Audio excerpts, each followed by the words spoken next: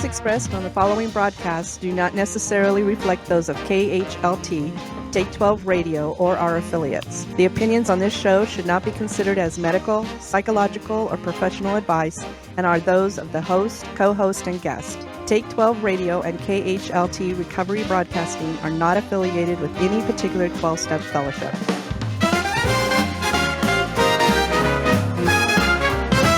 When the static of life fills your brain and the world seems a little too insane, just twist that dial, don't hesitate. There's a haven where good vibes await.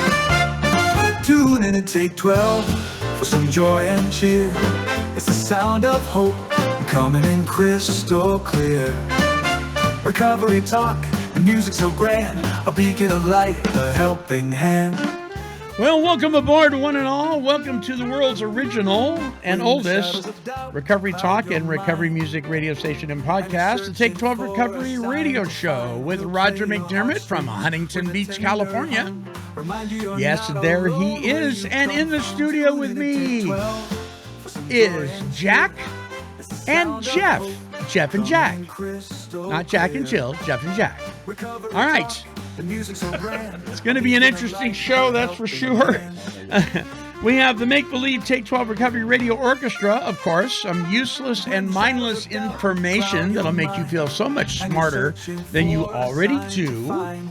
Yes, that's coming up. And the topic, explaining alcoholism to friends, family, and coworkers.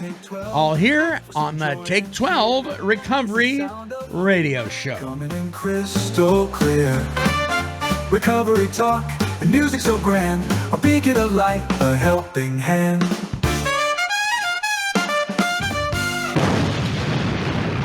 Yes. Blowing it up here at KHLT Recovery Broadcasting. Our website is take12radio.com on your internet dial. Our email address is take12radio, that's T-A-K-E, the number 12 radio at comcast.net. And we encourage you to subscribe on our YouTube channel so you can see our smiling faces, our positive demeanor, and our non-judgmental... I can't go there. We do have opinions here because we know that majority of the time we are right. Right, Roger?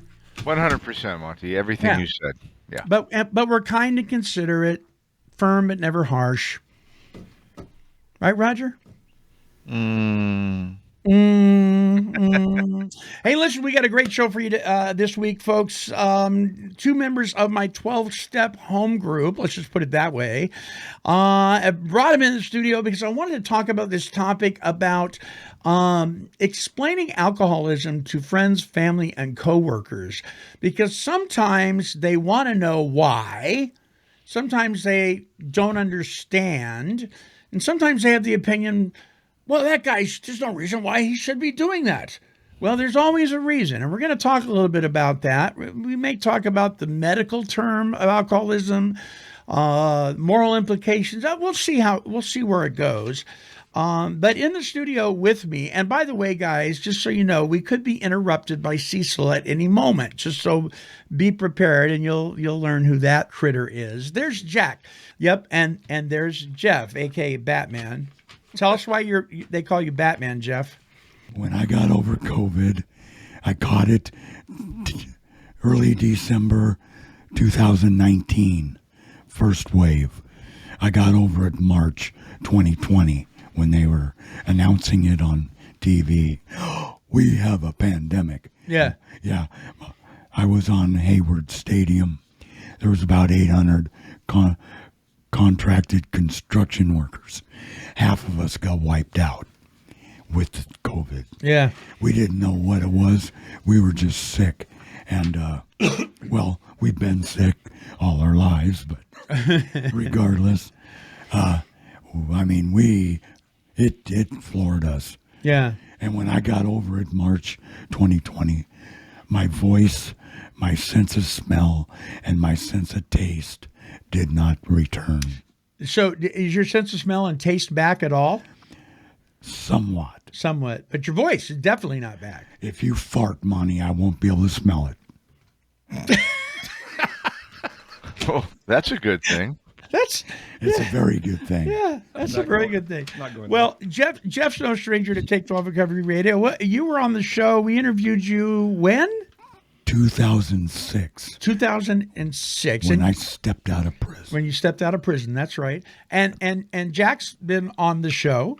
Jack is actually one of my sponsees. We call each other sponsee and sponsee, even though we don't work closely together. But we're always that way. It's like, once you're the president, you're the president, right? You are. There you go. Well, you see him once a week at the meeting anyway. Yeah. So Jeff, welcome to the show. Jack, welcome back to the show. Thank you. Both you guys, welcome back. It is really good to have you guys with us today as well. There it is. It's time we stop, children. What's that sound? Everybody, look what's going down. I knew it.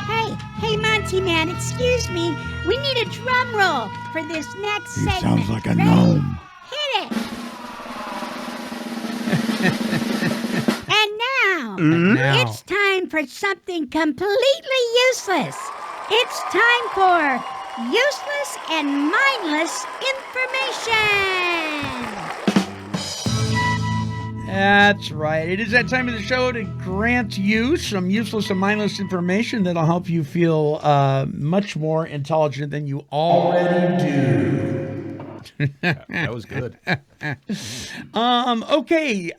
Today is National Silly Putty Day. So Wow. you're already feeling smarter, right? You're already feeling I smarter. remember Silly Putty. Remember Silly Putty? Remember Silly Putty, Roger? Oh, Silly Putty was awesome. Yeah. You could I do ate lots some of of it. things with it. Yeah. I ate some Silly Putty along with Play-Doh. You got to know what it tastes like. I know. Yeah. Because it smell. You can get that smell. Remember? Ooh, that smell. Somebody. Oh, I got to taste it. Make some coffee ready. Smell, Monty. Too. That plastic smell. It bounced. That stuff bounced really good. Speaking of that smell, somebody in the meeting Friday, which will remain nameless, got a little descriptive with their share, did they not, guys? It was good. It was a It was little good stuff. descriptive. It's like Jack was sitting next to me, and I said, "Easy, brother, easy." Hey, it was good stuff. Yes, he did. Okay, number one, useless and mindless information. If added together, humans spend about 2 weeks of their life doing what? And I'm going to give you guys, this one's going to be multiple choice, okay? So you can guess this one. In their lifetime, they spend about 2 weeks of their life doing this. Is it picking their nose, shining their shoes, or kissing? What do you think, Jack? You go Picking first. their nose. Picking their nose? What do you think, Jack? Picking their nose. Picking their nose. What do you think? Stuffing that finger up. What do you think, Roger? Shining their shoes. Wow, you're all wrong. It's kissing. Really? Yeah, Really? yeah. 2 weeks out of your life? Out of your life, 2 weeks. Yeah, I thought it'd be more. At one time. I thought it would be more too, But that's the average person, right? but that's the average person. And once you're married, you don't kiss anymore. They Before say. I before- do, but Before my wife passed, she passed 2 years ago Right. from COVID. We kissed every night and every morning. I'm so glad for you. So I'm just saying. Probably you're way not more average, than 2 though. weeks. But you're not average. You're not average. Number two, Australia is technically wider than the moon. What do you think, Roger? You think that's true or false? Australia True. is technically wider than the moon. True. False. False, Jeff says. What do you think, True. Jack? False. It I is live- true. I live on the dark side of the moon. Oh my gosh, it's going to be a long show. We're selling miserably here, aren't we? Okay, and number three. Oh, actually, I have a bonus one. Number three, Basenji dogs. Basenji dogs. You know what those are? Ever heard of them? No. Basenji dogs don't bark. They yodel. True. It's true. They yodel. Native to Central Africa, they look a lot like and are very similar to the Australian dingo. You've heard of dingo, like in movies and stuff. Yes. They make that weird sound. Yeah. Yeah. Okay, so here's a true or false one for you, and this is the bonus of useless and mindless information. Is there we know that there's rainbows. Is there such thing as a moonbow? Yes. Okay. What It's do you an think, aura Jack? around it. Yes. What do you think, there, Yeah, Walter? yes, Walter. yes. Yes, there absolutely is. And if you're fortunate enough to see one, they are located in the following areas: Kentucky, Zimbabwe, Hawaii, Iceland, Australia, Arizona, and where I got to see one is in Yosemite National Park. Really? Yeah. It occurs right at the base of Yosemite Falls in April, May, and June for just a couple of days. And what it is when the moon is full, the light that the moon reflects from the sun shines on the water droplets at the base of the falls, and it creates a moonbow that you get to see when it's pitch black out, with the exception of the moon. Like Dark Side of the Moon. He's going there, isn't he? He's Yes, he is. Hey, the Aurora Borealis is awesome also. I have never seen that one. I've never seen the Aurora Borealis. It was very cool to see this last year. Did you see it? It's awesome. Yes, I Well, did. that's I have pictures. do you? Yes. Okay, I'll have to show them to you. yeah, because I've never seen it. I've seen pictures, but I've never seen that thing. Okay. He got lost. Again.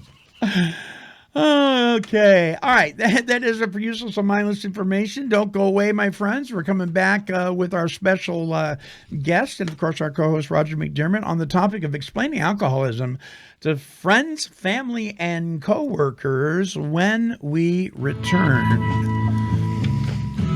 Something's happening. Too much God talk for you? Then you've tuned into the wrong station. This is Take 12 Recovery Radio. Born on America's darkest day of 9/11, the Tunnel to Towers Foundation has been helping America's heroes ever since. People who put their lives on the line for our country and our communities need your help now more than ever. Join Tunnel to Towers on its mission to do good in their honor. Never forget 9/11 or the sacrifices of this country's heroes and their families. Show your support. Donate $11 a month at t2t.org. That's T, the number 2, t.org. Do you ever feel stuck in your recovery? I mean, we all have felt stagnant from time to time.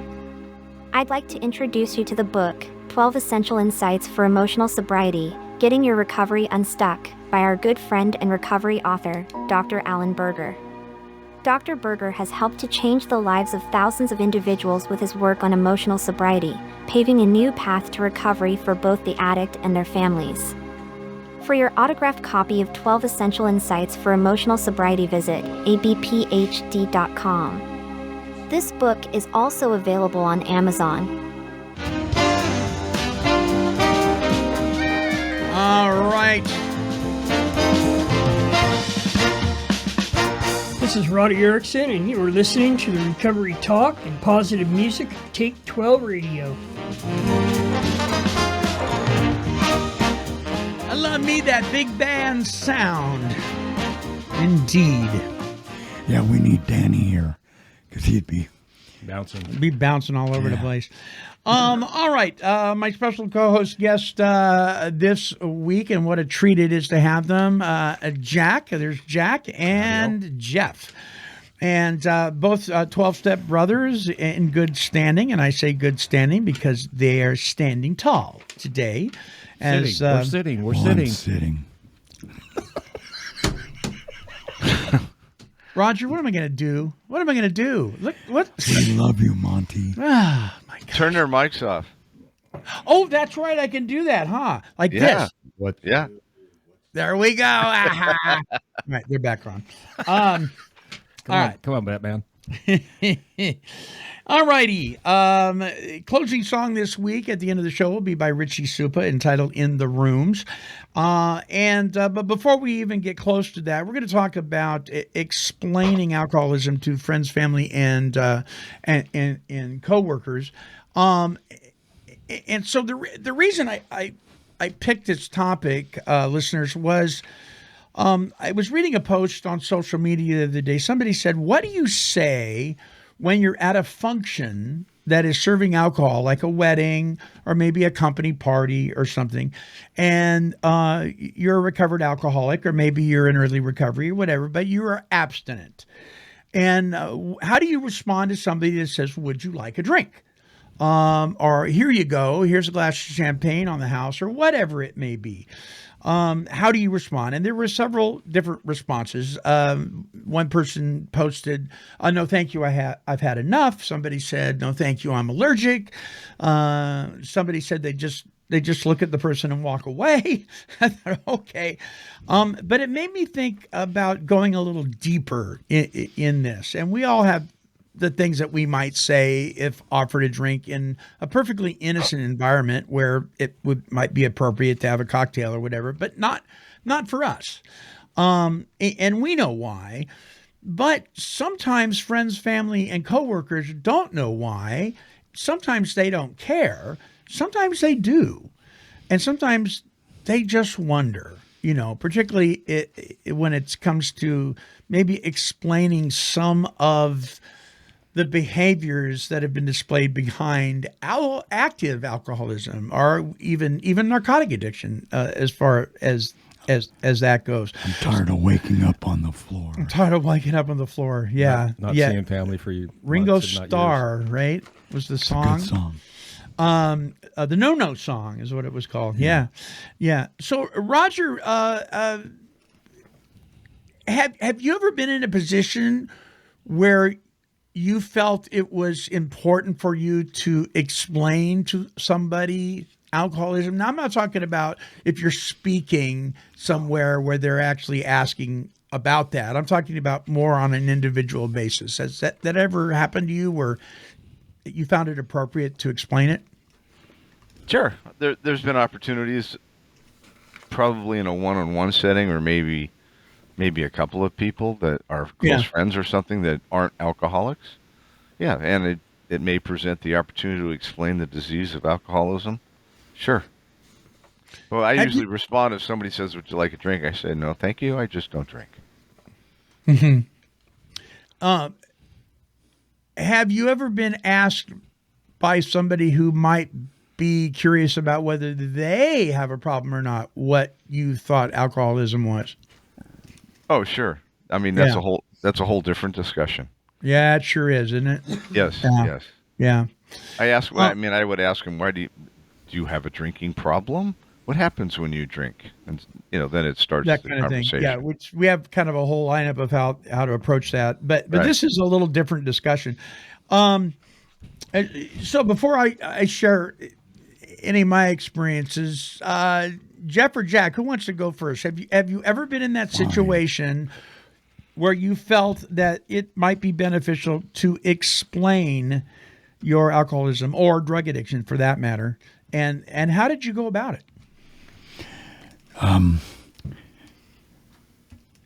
I've been in many situations with family, friends, even church members that have asked me, "You had a drinking problem, or you had a drug problem?" Mm-hmm. And I would say, "Yeah." And I knew I had a problem. I recognized it when, one, I didn't know how to stop, and two, it was like being allergic to something, because I would always end up in jails, institutions, hospitals, or ditches. Yeah. Yeah. And I got sick and tired of that. Sick and tired of being sick and tired. My fondest memories are when I could remember. Did anybody ever say to you, Jeff, did they ever say, "Well, why didn't you just quit if you were sick of it? Why didn't you just stop? Can't you just stop on your own? Can't you just decide to stop?" I did that a million times. Yeah. But it wasn't until I surrendered. I had to surrender, because I don't alone have the power to just stop a compulsion of that magnitude. I needed something greater than Jeff, the bag bottler, fix. Right. Right. Did they understand that when you explained that to them? Did they get it, or some did, some didn't. Yeah. The agnostic didn't, but church members did. My family did. You think that's because they could identify in other areas of their life where they may struggle? And they identified with the higher power concept. Right. Right. Okay. And I told them that was the one and only way Jeff was able to become a better Jeff. Yeah. Because my alcoholism rode me straight to prison. And it was ugly. Yeah. How long were you in prison? 21 years. 21 years. And by all intents and purposes. But prior to that, there was, it's altogether 25 years. By all intents and purposes, you shouldn't even be sitting here today. No. Right? Yeah. No. You should be 6 feet under, not because you got drunk and got in a car wreck, but because that's what you deserved, according to the law. I had 3 motorcycle wrecks that normally you don't walk away from. Right. Yeah. One causing an aneurysm on my aorta. Mm-hmm. I died on the scene. In 2016, when it got repaired, I died again. Yeah. Because I did not use a breathing tube. So I coded. So. Yeah. But no, I didn't start my clean time over. I became alive. You became alive. So Jack, there's Jack. Hello, Jack. Hi, Monty. Have you ever found yourself in a position where somebody was curious and wanted you to explain alcoholism to them? Yes, a few coworkers a couple of years ago sitting at the lunch table, and they wanted to know the explanation why I didn't drink, what got me there, and all the particulars. And I told them I had isolated myself long enough away from my family and friends as well as coworkers that most people didn't know I had a problem. It wasn't until my last drinking night, I sat on the edge of my bed about 4 o'clock in the morning. I was bewildered what was going on. I was hallucinating, and I was suicidal at that moment. I almost took my life as well as my roommate's life, and by the grace of God that night I didn't. Right. It was one of those moments of I cried out and said, God help me please.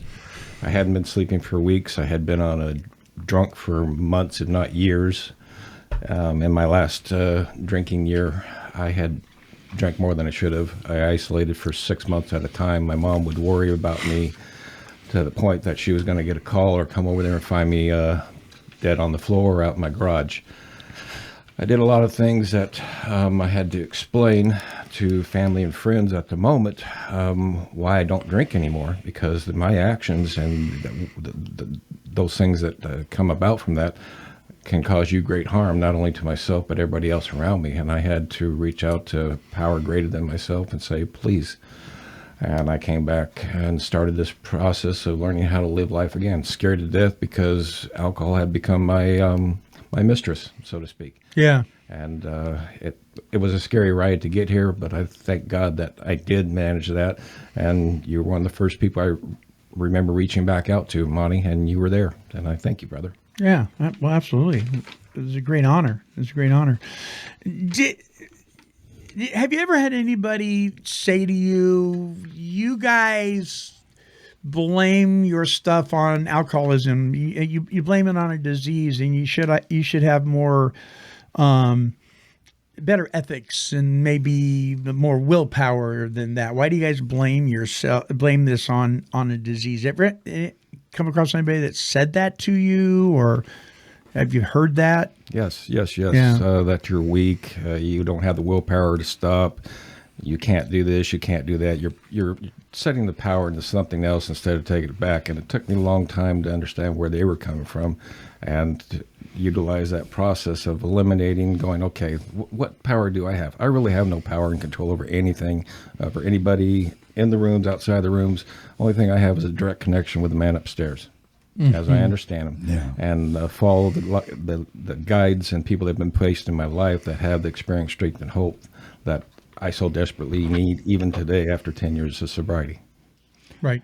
I found I needed to take ownership of my actions, because yes, I have no power over people, places, and things.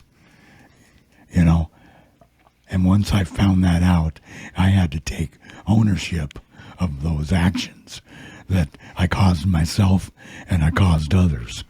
And that's all brings you right into the 12 steps. So you guys, so let me ask you this, and I'll start with Roger. So have you ever heard other people say that it's not a disease, it's not an illness, it is a matter of morals and right decision making, and you can't blame this on alcoholism. You have to take responsibility. I mean, I know I have. You guys have heard that, haven't you? Right? Sure. I've heard that. Yeah, Roger, from people that are very frustrated with people like us, right? Yeah, but I would tell them if they were allergic. I would say, are you allergic to anything? Are you allergic to pollen or strawberries or shellfish? When you eat those and you break out in whatever the manifestation is, was that a moral issue? Because the answer is it's absolutely not a moral issue. But it the could manifestation of the allergy is a chemical reaction. Right. So it's a medical condition. True? It's 100% a proven fact today, and it's been a medical condition since the 50s. Exactly. Our brain has endorphins, and we find pleasure in drinking and becoming stupid. Yeah, it's a chemical reaction. That doesn't erase the accountability or responsibility for my actions. No. And people just don't understand. But I always talk about the allergy. What are you allergic to? So when you ate that and you broke out in a rash or you went into anaphylactic shock, was that a bad moral decision? Of course not. Right. But then they'd come back and they'd say, well, so, once I see that I'm allergic to shellfish, I never eat shellfish again. So why don't you just stop drinking? I did. Thank you very much. You're right. You're absolutely correct. But it ain't always that easy, Monty. I have a that is the difficulty in explaining this to people, right? I have a little brother that suffered in my motorcycle wreck. Direct trauma to the head. Mm-hmm. He was in a coma for a month and a half. He lives today, but he's like a person that's stuck in the 80s. Mm-hmm. He's 61 years old, but if you talk to him and listen to him, to what he talks about, he's stuck in the 80s. So there's consequences to our actions. Yes. So here's the thing. He will not ever quit drinking.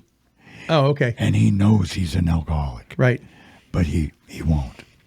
So that's his solace. So being alcoholic, having the medical condition or the allergic reaction or the way our pancreas processes alcohol, which is differently than the average tempered drinker.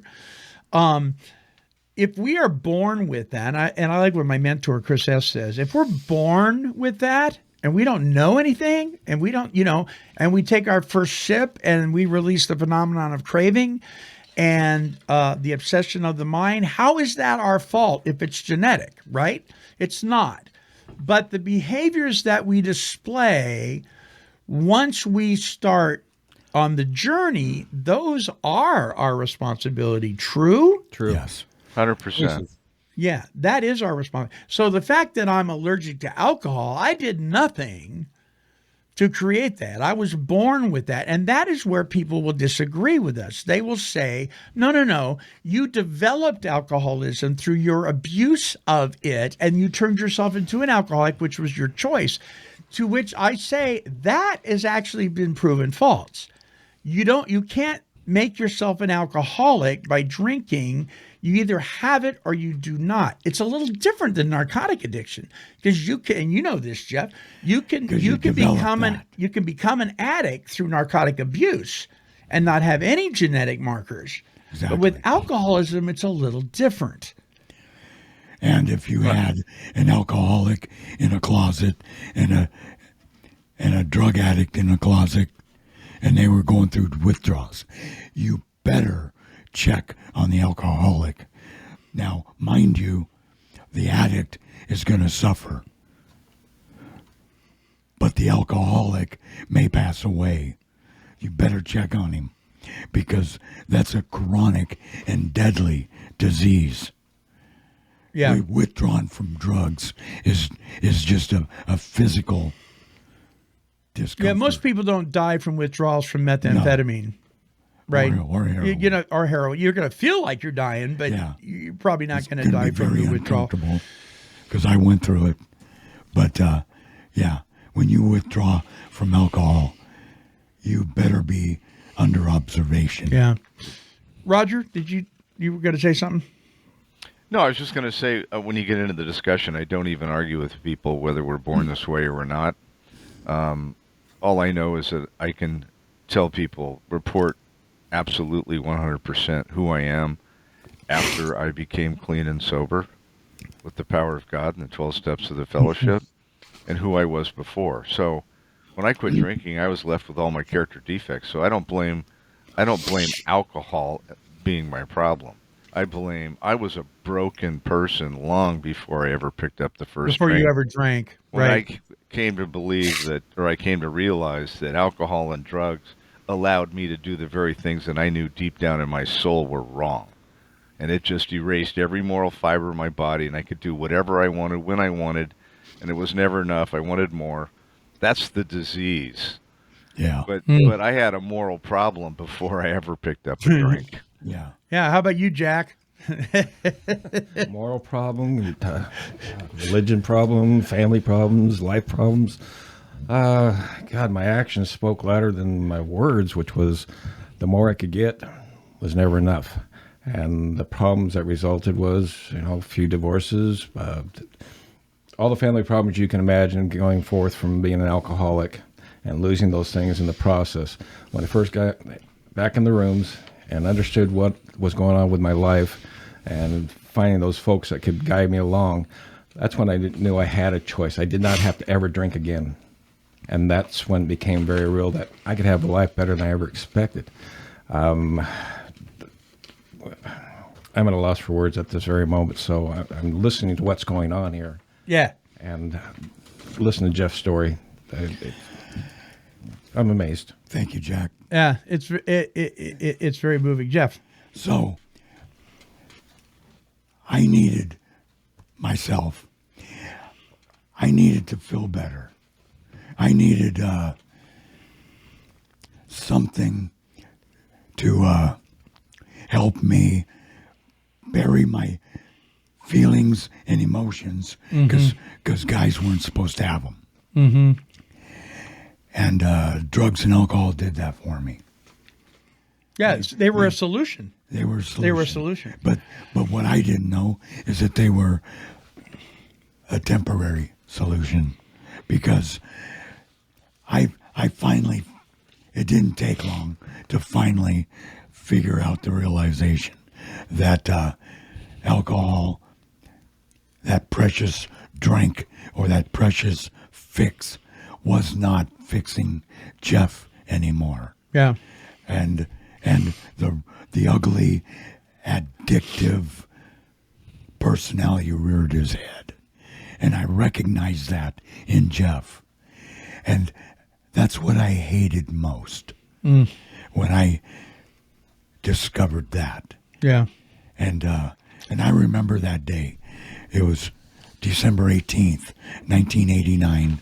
I was in the S&I building of the Oregon State Penitentiary. And we were making Pruno, homemade wine. And we were just rocking, getting drunk, being stupid. And I had that realization right then, right there. And I made my commitment. Actually, that was December 17th. And my commitment became on December 18th, my birthday. So my recovery birthday and my belly button birthday are the same day. Oh, that's cool. Yeah. 1989. Awesome, brother. So I want to read a couple of definitions here, and one of the things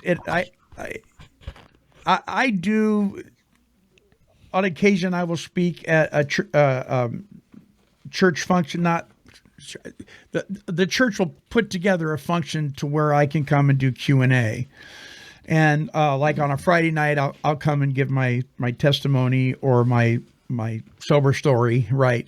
And then on Saturday, we'll do a workshop. You maybe have some coffee and stuff in the morning and do a Q&A and ask questions. And a lot of the times, the questions will be, what is this higher power thing? This is from people in churches that want to know. They just want to know. What's this higher power thing? What are the steps? Is AA a cult? Things like that. They're common questions. And it's not that they're saying it is. It's just they want to know. But one of the biggest ones is medically, how do you, Monty, look at alcoholism? And so there's a couple of things I talk about that.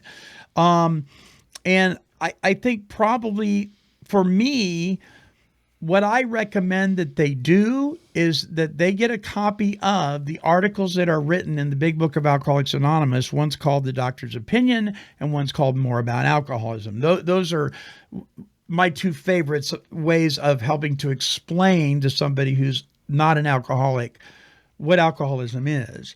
But there are some, for those who are of the scientific nature, there are some definitions, and this is very interesting. This comes from the National Institute on Alcohol Abuse and Alcoholism. Two separate things, by the way, alcohol abuse and alcoholism. Alcohol use disorder, AUD, and by the way, they gave it that title, and it hasn't been too long now that they don't even want you to say the word disorder and all the political correctness within the medical profession. But it is what it is. Alcohol use disorder is a medical condition characterized by an impaired ability to stop or control alcohol use despite adverse social, occupational, and health consequences. It encompasses the conditions that some people refer to as alcohol abuse, alcohol dependence, alcohol addiction, and the more common term, alcoholism. Considered a brain disorder by the American Medical Association, AUD can be mild, moderate, or severe. So now they're kind of touching base with the different stages of alcoholism, right? We let it become. Yeah. And so there's that. Now, interestingly enough, the American Medical Association says this: alcoholism, also known as alcohol use disorder, is classified as a mental health condition and a disease rather than a standalone mental illness. So the American Medical Association doesn't necessarily consider it a mental illness, but definitely a mental health condition. There's a difference. It is closely related to mental health and can occur when other mental health disorders such as depression, anxiety, bipolar disorder, or personality disorders. By the way, alcoholism was considered years ago a personality disorder. Years ago. That's why we self-medicated. Right. Some specialists compare AUD to a chronic disease like heart disease or diabetes, suggesting it may be more accurately categorized as a chronic condition rather than a mental health condition. So there's a couple. So what I see here is two things going on, according to the medical profession. What I see here is alcohol use disorder and alcoholism. You can have a disorderly life from the use of alcohol. That does not make you an alcoholic. You can have DUIs galore. That does not make you an alcoholic. Makes you a dumbass. Yeah, right. It makes you a major knucklehead, but it doesn't make you an alcoholic. And so what most of us in the 12-step world have come to the conclusion of is this thing that we call the obsession of the mind and the allergy of the body. Okay, so the allergy of the body means that when we put alcohol in any form in our bodies, right, we experience a thing called the phenomenon of craving, which puts us in a place where we have little or no control over how often we use or how much. The more important piece, though, is the obsession of the mind, which happens when we're stone cold sober. So when I'm explaining to a family member, and I had this discussion recently, well, what made you pick up the drink once you were sober? It was a state of being unrecovered. I wasn't recovered yet. I still had the obsession of the mind, which meant the way I thought about my relationship with alcohol was different than today. So I'm standing in front of the ATM machine after 2 years of sobriety, and I'm thinking to myself, this time it'll be different. This time I'll just take enough money out for a 6-pack. This time I'll drink at home, and I'm stone cold sober. That's the obsession of the mind. That was removed by a power greater than myself, right? And I no longer have the obsession of the mind. If I'm not obsessing and I don't fall to the obsession and I don't put it in my body, then I do not experience the phenomenon of craving because there's none in my body. Therefore, I am now in a state of recovered, right? Recovering from the demoralization. Yeah. And so I've recovered from, so when I talk to well-meaning believers that say, why don't you just quit? Yeah, I did quit many times, but there was something different that happened in the process of having a spiritual awakening as a result of the work that was done, right?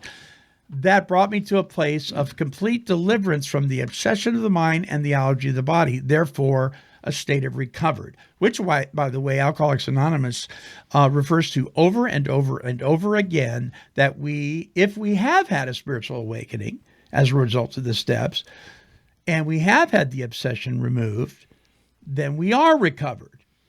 And so here's what Alcoholics Anonymous says about alcoholism, and this can be found on the official AA website, aa.org. There are many different ideas about what alcoholism really is. The explanation that seems to make sense to most AA members is that alcoholism is a progressive illness that can never be cured, but that, like some other diseases, can be arrested or recovered from. Going one step further, many AAs feel that the illness represents the combination of a physical sensitivity to alcohol and a mental obsession with drinking, which, regardless of the consequences, cannot be broken by willpower alone. Exactly. Before they are exposed to AA, many alcoholics who are unable to stop drinking think of themselves as morally weak or possibly mentally unbalanced. The AA concept is that alcoholics are sick people who can recover twisted if they follow a simple program that has proven successful for more than 2 million people. Once alcoholism has set in, there is nothing morally wrong about being ill. At this stage, free will is not involved because the sufferer has lost the power of choice over alcohol. The important thing to face is the facts of one's illness and to take advantage of the help that is available. Exactly. Yeah. Comments? Well, when I found out that I had no choice in the matter at the time when I first came in, I was broken body, mind, and spirit. Some things had to change because I wasn't going to die. I knew that the institutions wasn't going to hold me, going to jail. Death was the only stop on the block for me. Mm-hmm. People talked to me about going to rehab places. Nah, I wasn't going to do it. I'd rather checked out permanently. When I learned that this disease was of my thought process and what I'd done for so many years, it was comfort. That was my comfort zone. And I got with my friends, my family in AA, and I learned. and it turned my life around. I do have a choice this day. Once I start, I know that's not going to be a choice, and I'll be gone. I'll be gone. Right. Anything. So I do have a choice in what I do this day. And by the grace of God, I'm still sober this time. My life was total chaos. I destroyed marriages, messed up my kids' life, family. And you take responsibility for that, by the way. You don't blame your alcoholism for that, right? I don't blame my alcoholism. I blame my actions from my alcoholism. Choices. Yeah. I don't blame it on my family, my job, my coworkers, or anybody else. These are things I did under the influence of alcohol. So let me ask you, Jack,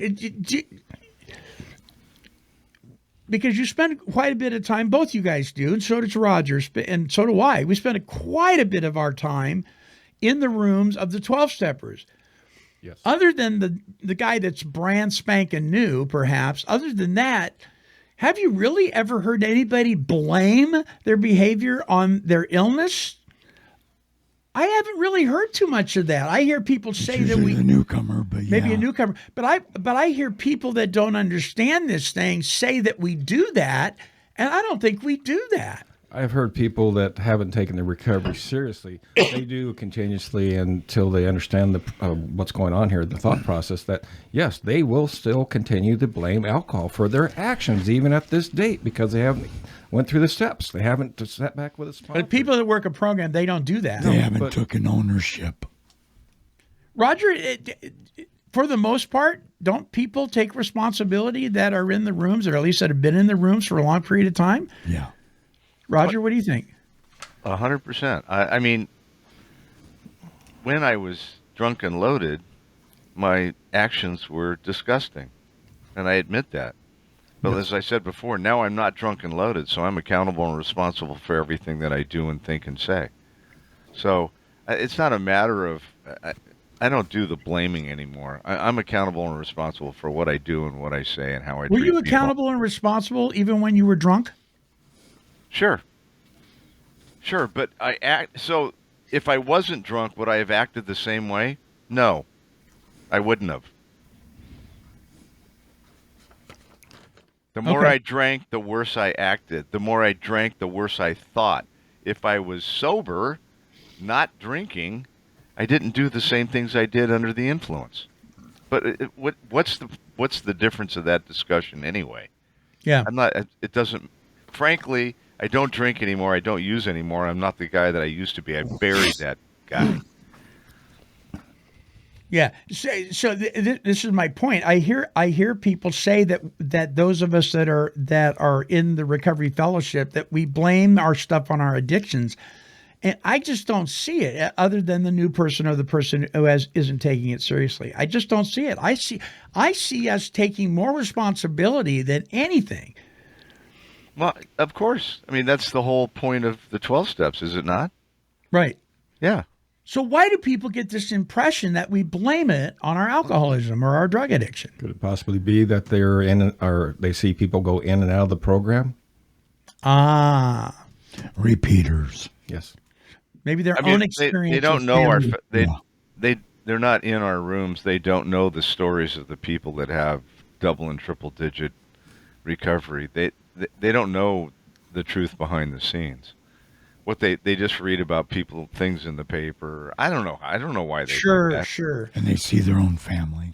Or they see their own family, and the only experience they have is with cousin Joe, who just keeps going back out, right? And so they think that is an example of everybody, when it's not. Go ahead, Jeff. On the same lines you were talking to Jack about, I was in prison when I came to the realization that I had a serious problem, and that I was the cause of that problem. I caused my chaos. It wasn't the guy that told on me. It wasn't the cops that locked me up. It wasn't my family. It wasn't nothing but my own actions. Mm-hmm. And when I came to that realization, I discovered that I was bankrupt emotionally, physically, and mentally. I was a total basket case because I was suppressing all those emotions and feelings. And mind you, I'm in prison. So now I need to work the steps with somebody in there because, Right. you know, I have to find somebody I can trust. And then bear some pretty ugly chaos, you know. Which goes contrary to what one might think of living their life incarcerated, right? Yeah, I don't have a phone list where I can, hey, Monty, I would like to bounce something off. It's like, no, I got to wait till the door's cracked. Right. But if it's with my roommate, we're getting down, and then I have to deal with the consequences after the door's cracked. Right. So it's a whole different. But you are living proof that a person can get clean, a person can get sober, and a person can recover from their malady while in prison. You are living proof of that. And mind you, there is plenty of alcohol, either real or homemade. Yes. And there's plenty of narcotics, of weed, yeah, and the narcotic of your choice. So when people say, I don't count my prison time as clean time because I was incarcerated, they either are living in a world of denial, right, or they're not giving themselves enough credit because there's drugs flowing in and out of those places like water. Think about the peer pressure. Oh, the Oregon State Penitentiary houses over 2,000 screaming idiots of every walk of life that have done everything imaginable. And I'm amongst them getting clean and sober. Yeah. That's crazy. Okay? Yeah. Think of the peer pressure, the immediate friends that I made when I first got there. Because, mind you, I was 24 years old when I fell. Yeah. Started my time. I was 29 when I made recovery happen. Yeah. So, there's about 5 years there that was nothing but chaos. Running, gunning, ripping and roaring, being a total idiot. In the system. In prison. Yeah. Yeah. And I didn't get to go minimum ever. Not even upon release. Mm-hmm. I was released from the walls to the streets. And I made the choice to go to an Oxford house, which was the best choice in my life I had ever made at that time. So we're getting down to the end here and running out of time, but I do want to I don't want to move over to Jack until I say this about Jeff. You go back there, don't you? Yes, I do. I've made full circle. Yeah. So Jeff goes back into the prison systems and takes the message of experience, strength, and hope back into AA and NA. Both. Yeah, to both. I have a question for Jeff real fast. And we talk about changing people, places, and things. You were stuck. So how'd you go about that, man? How'd you go about that? Indeed. I made a decision as my own man, okay? And when I was faced with the peer pressure of John and Joe that used to shoot dope with me, you know, back in the back room or somewhere nice and secluded in prison, I would tell them, look, you know what? It's not my business what you do and what you choose to do. It is my business what I choose to do, and I choose not to. So, you know what? Hey, get it on, dude. Rock till you drop. But this man, I'm my own man. I know what I'm about. Yep. And I'm about clean, sober living, even if I have to live it in prison. So the truth of the matter is, no matter your circumstances, you can still recover. No matter where you are, who you're surrounded around. It's a choice. Yep, 100%. But you didn't have the power and choice until you had developed a relationship with a power greater than you to give you that power. Surrender. Yeah. Amen, brother. Surrender. Okay, we're out of time. Sorry. We could do a whole nother hour on this, and maybe we will. Oh yeah. At some but I got to point. go to work. Yeah, you got to go to work here in a minute. Closing thoughts, Roger. You first.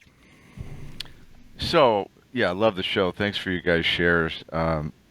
Yeah, the bottom that we talk about is a decision. It's never a circumstance. It doesn't matter where we are or what's going on. When I make a decision, I'm done, like it says on page 30 in the book. I had to fully concede to my innermost self I'm an alcoholic, and this is the first step in recovery. And at that point in time, I joined the I'm never drinking, using again club, and that was that, period. Now I had to work on all my character defects. Amen. Yeah. Amen. Amen. Jeff, you know, what he just said is for Jeff, I went to prison for life. That was not my bottom. My bottom was Jeff reflection in that metal mirror in the segregation isolation building in OSB. That was my bottom. That was your bottom. When I got that realization that I spoke up. Yeah. Yep. Yeah. 5 years after going to prison. So we'll take that as your closing thought. Jack, closing thoughts.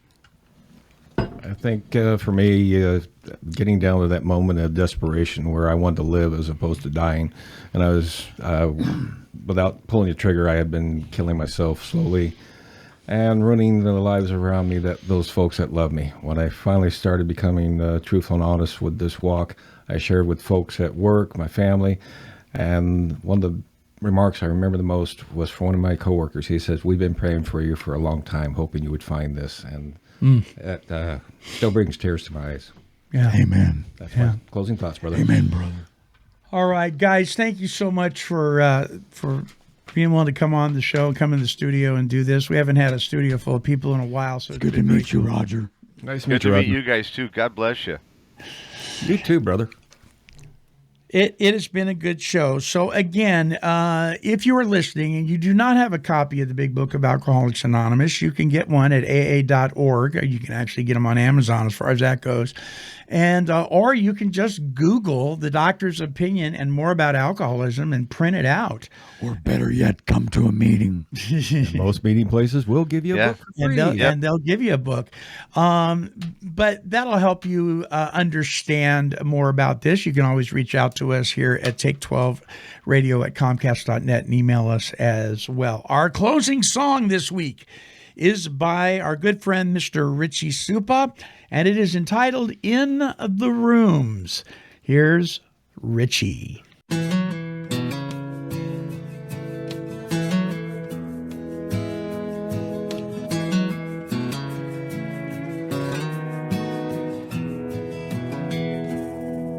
In my younger years, I let my spirit run. Getting high, drinking all the time just for fun. And I don't know where or when I crossed that line, and I started dying.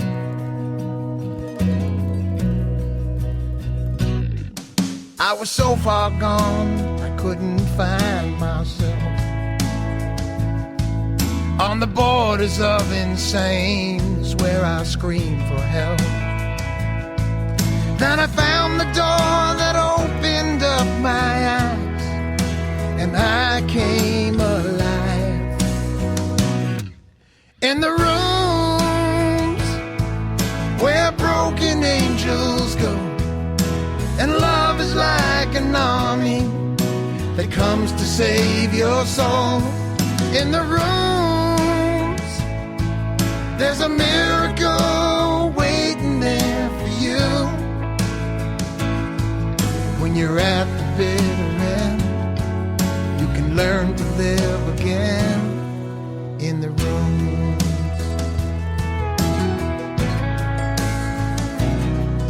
And God was something didn't understand, till a stranger came and took me by the hand.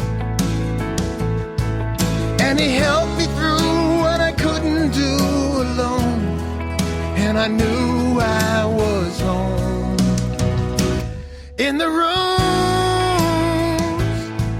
where broken angels go, and love is like an army that comes to save your soul.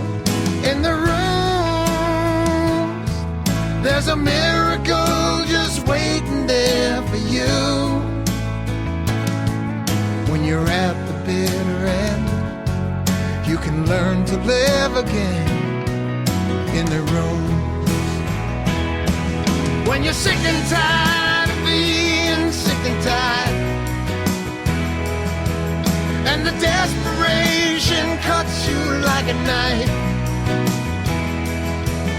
you can let it go once you face the truth inside you. Start getting high on life. In the rooms where broken angels go, and love is like an army that comes to save your soul. In the rooms, there's a miracle just waiting there for you. If faith is what you need, we all come to believe in the rooms. Oh, in the rooms.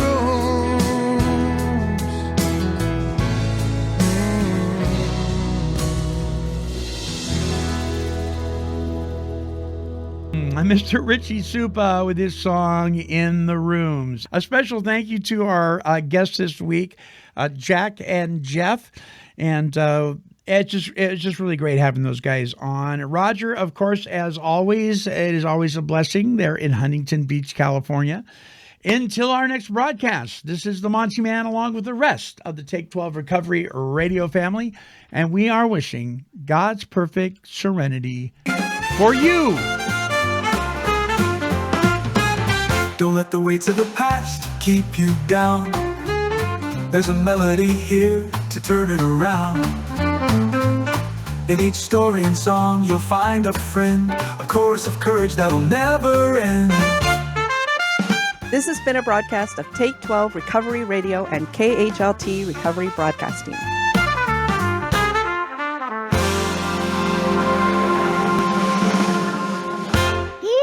Kitty, kitty, kitty, kitty. This has been a Chicken and a Pig production.